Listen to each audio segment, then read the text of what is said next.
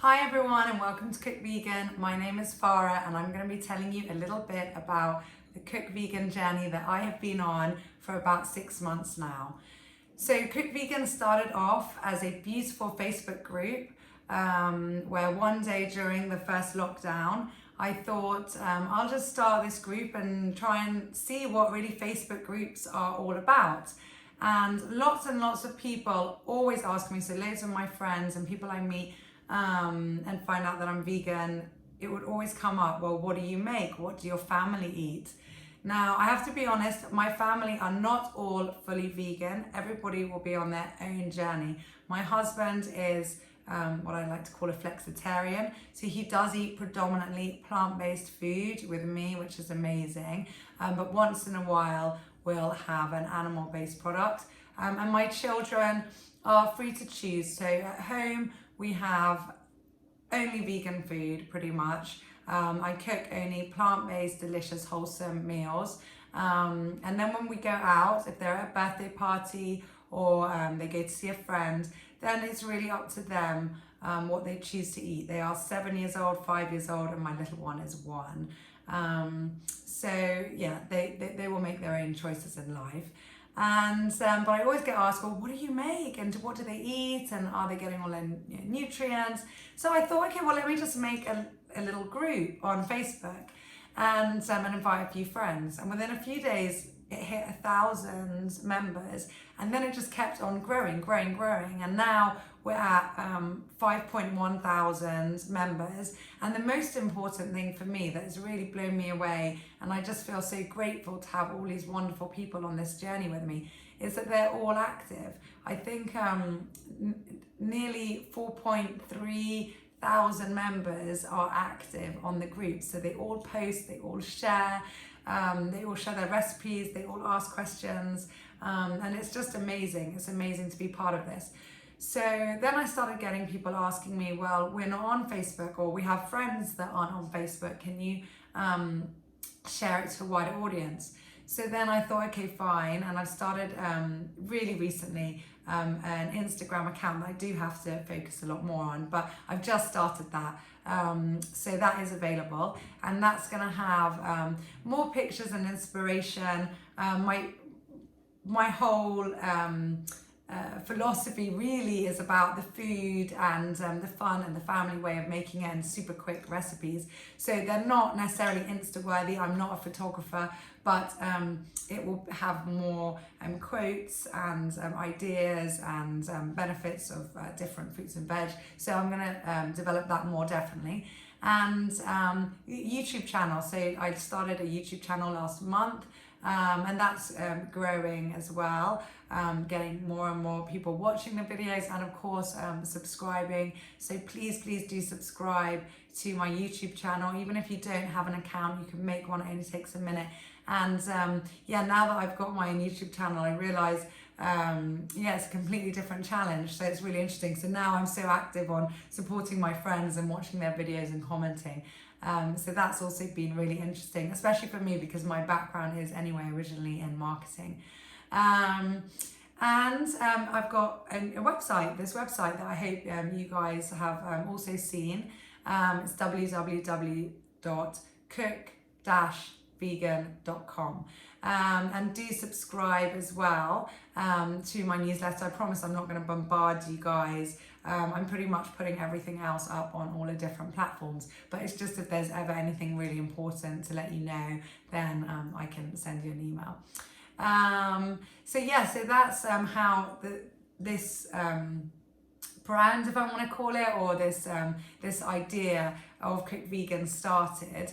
And my personal journey into veganism is that I was a regular omnivore from a mixed background. I'm British Lebanese, growing up in between England and Cyprus. So lots of different cultures and influence and different cuisines in my life. So and I definitely was from a family where if you didn't have meat during a meal, then you just hadn't eaten and you couldn't be full. And to be honest, I wasn't really a very healthy person at all. I think I probably looked healthier than I was, And yeah, as I grew up, I think obviously stress levels and everything else and life just hitting you. I developed IBS, irritable bowel syndrome. I also suffered from psoriasis. I got psoriasis the first time when I was only 2 years old. And my mum took me to a homeopath after trying traditional medicine. And it didn't work. And then a homeopath gave me something, I don't know what it was, when I was 2 years old, and it went. And then I got psoriasis again when I was 12, and then it didn't really leave, and it only ever flared up even more at different stressful times in my life. So I think also these health conditions and autoimmune diseases that came up really made me start to think. After a long time, I was well into my 20s before I started to say, hey, what if I become a bit healthier? What if I don't eat that processed food? So I started, experimenting really with healthy fruit and veg, and still eating my regular omnivore meals. But yeah, and then I started to feel better, and I had an amazing tummy doctor, gastroenterologist, who basically, when I said to him, oh, I have IBS and everybody says to avoid fruits, he was like, have you read anywhere in the world that fruits are bad for you? And I was like, no. I was probably only about 24, 25 when I had this conversation with him. And he was like, well, go ahead, go eat them. And if something bothers you, then skip it from your diet and reintroduce it later on. So that really helped me, and that was really good advice that I'd give to anyone, especially embarking on a plant-based diet, is that yes, if you suddenly go from one extreme to the other, your body's probably going to say, hey, what is this? And you might get tummy spasms, even if you don't have IBS. But just introduce things slowly and kind of cut out things slowly. It's a really good way of doing it. I used to have a massive problems with beans and lentils. I couldn't eat them. I would get the worst stomach cramps. And now I can have them no problem. I also know more about how to soak them and rinse them and cook them. But actually it's all super, super easy, and you can follow that on any of my YouTube videos or Facebook recipes. So yeah. And then, when I was probably about 28 years old, I decided to go pescatarian.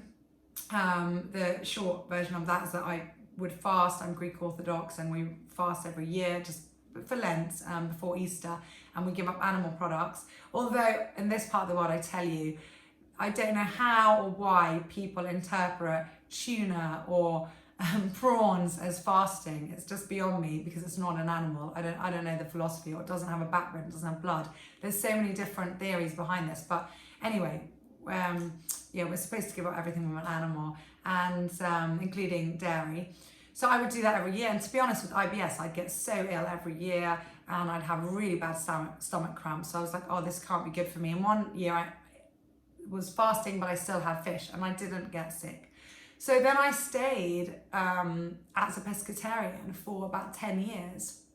And I thought, oh, well, I'm super healthy, and I'm, not harming animals, and da-da-da-da-da-da. And then one day, I started also to get more interested in whole foods and more plant-based meals. And definitely with my psoriasis that did come out quite badly after having my first child, she's now 7, I started to look into more alkaline diets and juicing and everything else. So then one day I watched a documentary on Netflix. I don't even remember which one it was now. I think it was Forks Over Knives or Cowspiracy. Either one is amazing. And then I watched the other one, and I was like, wow, I never thought of things like that. And, I just thought, well, I'm not eating animals, so that's okay. But I was like, oh, but what about my kids that, I only had one child then. But, I just started to view everything differently. And then I started to read more and more into it. And I signed up for Veganuary. So if you don't know that, definitely check them out. And I got loads of inspiration from them. I also read their book. And then I started reading more and more into fishing and how that's done. And also fish. And who knew fish had so many feelings? And oh my goodness, things like lobsters and crabs. And my heart breaks now to think that I even did eat those. But we all have our own journeys, and I can't beat myself up over that. And at least now I feel I know better. And anyway, so I decided to stop fish, and I didn't tell pretty much anyone at the beginning. I didn't suddenly wake up and say, right, everyone, now I'm going vegan. I was like, I'm going to give myself time to adjust to this and see. And I was mainly plant-based, and then after a few months I was like, oh, I'll have a bit of fish, and then I just felt, oh, I don't want that. It was like almost wrong. I didn't sleep well, and that's one of the best things, everyone, about going vegan, is just to put your head on that pillow at night and just be so in tune with nature and your body and the world, and just think, oh, I didn't take extra from this world today. I did my best. So that's been my inspiration in all of this, and I did feel healthier and better for it. So that's been great. But I will say that it has been much easier for me than for a lot of other people, because I've never eaten cheese. I've never liked dairy. So I have had dairy in my life. If there's been a bit of egg or milk mixed in with a cake, which was probably unhealthy anyway with loads of sugar, but I could eat that. But to eat just plain egg, I tried many times. My parents did give me, but I always felt sick afterwards. Milk, oh my goodness. I remember just puking milk as a kid. And my mum, if you're watching this, I love you, but being quite like, you need calcium, because she had been calcium deficient as a child, and back then they didn't even know you needed vitamin D in order to absorb calcium. So it's just an example of family history repeating itself. And so sometimes when we say, oh, that's in our genes, it's not in our genes necessarily. It could just be that our family eating habits are still present. So age-old mistakes are being repeated, so we get the same symptoms and ailments. So yeah, and I was just so sick with milk, and it was like, well, here, have another one, and then you've got to go to school. So I could never really manage that. And I think had I been born at a different time, they would definitely have tested me immediately and realised I was lactose intolerant. So I never ate cheese. I don't even like vegan cheese now. I just, anything cheesy in that texture, I just can't even believe it was ever invented and people eat it. So it's never been my thing. And I know that for most people on a vegan journey, it's the hardest thing to give up. And that's because of the type of protein and enzymes that are in dairy and cheese that literally attack your brain receptors, the same ones that drugs do, case of morphine. So yeah, people they're addicted, and that's okay, guys. It's okay. You can, slowly find alternatives and take your time with that. So I do completely understand that, and that is, again, leads me on to what Cook Vegan is about. I hopefully will try and break this annoying idea that of what vegans are, and pushy vegans, and we know better and we're telling you off. I don't want to be that type of vegan, and I don't want you guys to know those type of vegans or associate that with vegans. Just have in mind that if someone is like that, it's because they're so excited about what they know, and they're so desperate for you to feel the same and to know the same, and they're just trying to share that with you. And I know it can be annoying, but yeah, just give them a bit of credit. And if you're vegan and watching this, remember, we want people to come on this journey with us. So we don't want to be like, oh, well, I'm a better vegan than you are, I'm a better person. We're not. Everyone's on their own journey. So let's all just give each other a little bit of credit, and we're all trying our best. So on that note, is it easy to be vegan? I've got a little list of questions here that I normally ask other people. You know what, guys, it's so easy. And a big, big, big shout out, thank you to all of you watching who were vegan like 20 years ago or even 10 years ago. You have paved the path for us newer vegans now. Oh my goodness, and just made it so easy for us. I know that, I went vegan, for a month and a half every year since I was 15, and I tell you, it was hard. It wasn't even that easy in Cyprus, which we have fasting everywhere, but my goodness, was it hard in the UK. Everything has, even you read the back, had milk protein in it, it had some form of eggs, it had goodness, just meat and dairy galore, and it was just so tough. Butter. I remember going to a restaurant in Oxford when I was a student and just saying, oh, I can't eat any of this. Do you have anything for me? And the man looked at me like I was a lunatic, because they had vegetarian options that were just, a load of cheese on pasta or, and when I basically said, no, I can't eat any of that, I had to ask him, like, do you have a tomato? I don't even eat tomatoes anymore, but at the time, and literally that's what I ate. He brought a sliced tomato. I don't think they even drizzled olive oil on it. And that was it. That was my meal. So my goodness, have we come a long way. I think there's countries like Canada now where by law they have to have vegan options on the menu. Most restaurants have some form of vegan options, and supermarkets, there's loads, there's organic shops everywhere, vegan shops. Even Cyprus, which had nothing of this a few years ago, has got a vegan shop, organic shops, loads of vegan freezers in supermarkets, and so much more. So it is much easier, and I think people are just more educated. So there are sites like Cook Vegan and so many others that just have so many recipes out there. So it is easy. You can do this. What do I cook for my children? Now this is why I started this, to show people what I cook. And you know what, guys? The secret ingredient is you just cook for them what you're going to eat. And if you're going to eat it and you're going to enjoy it and you're going to be able to eat it with your children and show them that there's nothing wrong with this, that this food is good enough for you, they're going to know that's good enough for them. Now, of course, every person in this world has their own taste and their own preference. My son has taught me to like cauliflower, which I never used to like. I used to just associate it with, I think it was boarding school, it did that to me. Bland, boring, white mush. Whereas, oh my goodness, are there some amazing recipes out there with cauliflower? And I have put a lot on Cook Vegan. Cauliflower steaks, cauliflower rice, cauliflower soup, that's just a few. So he loves cauliflower, he's taught me to appreciate it.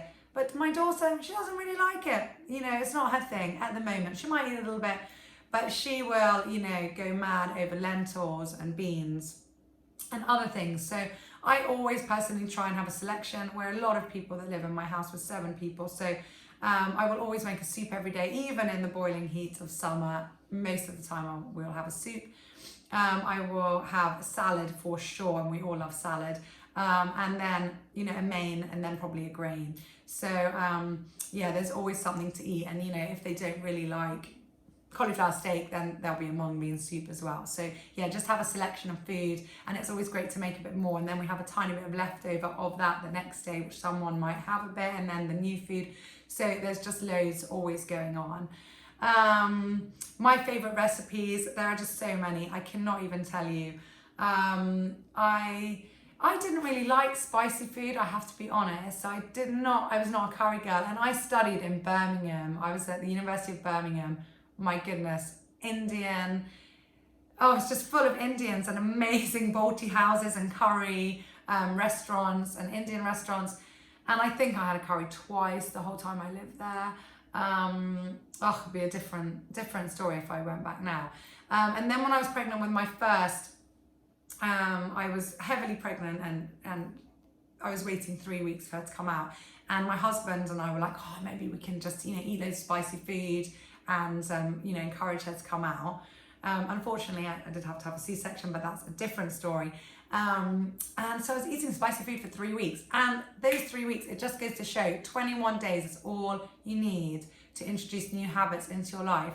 And that is so true. And until now, I love spicy food. And she came out, this little baby, 6 months when I started giving her food, if anything had any herbs or spices in, she was like, she loves it. So I do love curries, and I think they're great. And I especially love Thai curries and Thai food. So I've got some amazing vegetable curry recipes out there, and also the 3 bean curry recipe on YouTube. It's really good.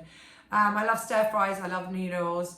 What else? Yeah, just Mediterranean beans, always a good one. Vegetable pie, some of the classics. Of course, there's stuffed zucchini or courgettes, really good. So many recipes. My date brownie cake, go-to favorite. Chocolate goji, I love chocolate. And also the apple oats crumble. I can't remember which way I wrote it around on YouTube. That's also really easy. So I love just easy things that are good. Vegetable soup, pumpkin sauce for pasta. So many. Favorite snacks. My favorite all-time snacks. It's probably just some nuts. I love nuts. I love having nuts in my bag. Obviously raw nuts are so much better for you, but I do cheat. So I do put maybe a little Tupperware, and I mix nuts in. So I put walnuts and cashew nuts and almonds. and maybe just some salted peanuts, so then I can have like a little bit of the salt with, you know, a bit of walnut and have it in one go. And I love also dates, mature dates. Oh my goodness, just love them, and I always have to have a few in my bag. So those are my favorite. And then apples and bananas, great snacks. And there's also some great like vegan protein balls or bars that you can buy that you can also make, which is great. But I know sometimes it's just good to have something in your bag that is packaged and is there for a month, and you know, whenever hunger strikes and you don't have anything else, you can grab it. So yeah, there's some great options out there. And then finally, just things that you might want to watch to help you on your vegan journey. Documentaries, so go for the documentaries. They're just so easy to watch and they're so interesting. And even if you don't want to go vegan after it, you just know more. So yeah, there's Cowspiracy, Forks Over Knives,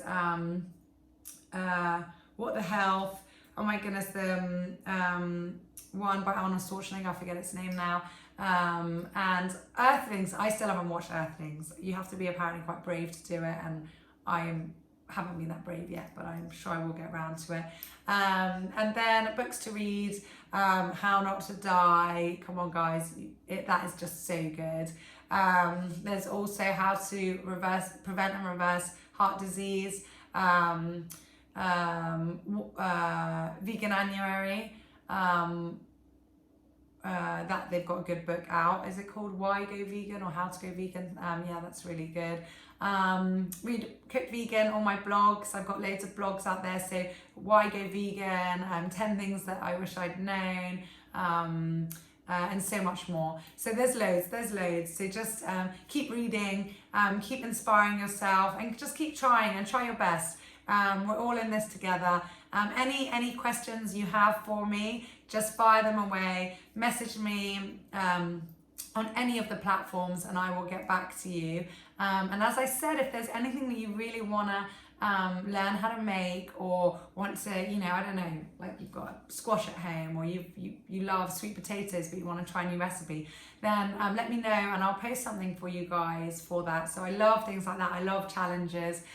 So please do follow, subscribe, join, wherever you can. It will be a pleasure to have you on this journey. And if you are already part of Cook Vegan community, thank you so much for all the inspiration.